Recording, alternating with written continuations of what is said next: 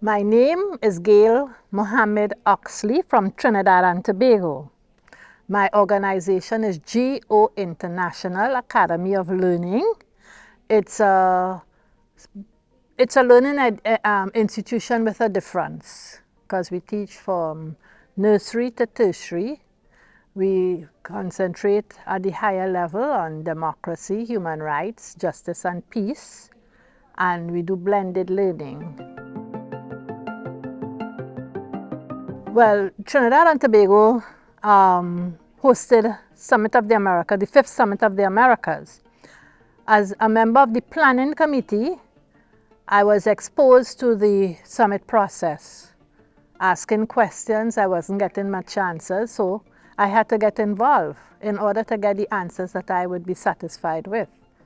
I've since gotten much answer. I've asked many questions, but there's a lot to be done still. And if we allow the process to work in civil society, and when I say civil society, I mean non-partisan civil society, because among civil society we have too many influences, external influences, and the people who we serve tend to be sidelined for special interest. And that has created a gap over the years between what is and what is not civil society.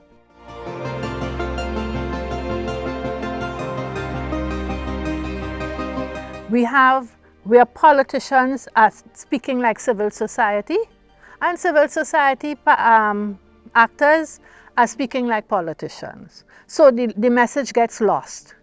Right now, this is something that we have to address at the hemispheric level. And the only way we can address that is if we give the politicians who are in opposition a space. And that space is so that they cannot speak from a civil society platform, but from their own platform. And civil society now would be able to continue their work and their service, because we really serve, we are volunteers. Many of us are not paid. We are doing it out of the love of our heart, out of the love of God, in service to humanity. We look at our brother's keeper. Now, when you have special interests and everybody fighting each other, we get lost in the, we get lost in the melee.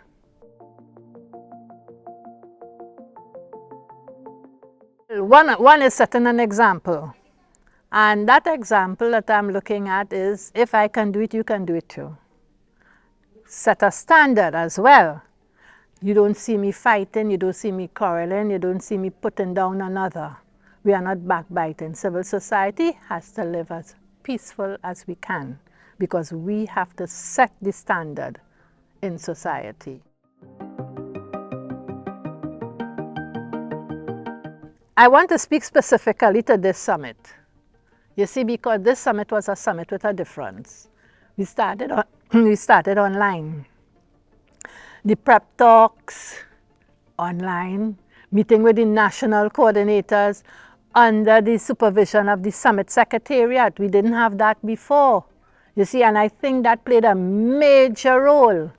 So that now that we have that assurance that the summit secretariat, the national coordinators can sit down around the table with civil society, I believe more people will attend.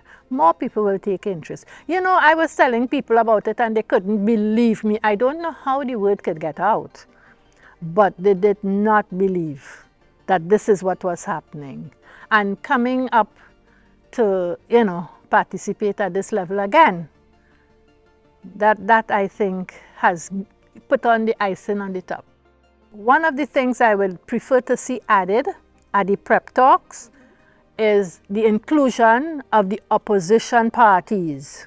Now, our parliament consists of government, opposition, and civil society. We have, our parliamentary process do include civil society already. So, if we can include opposition within the process, the whole summit process, the meeting with the prep talk and the meeting with the national coordinator and the meeting at the summit.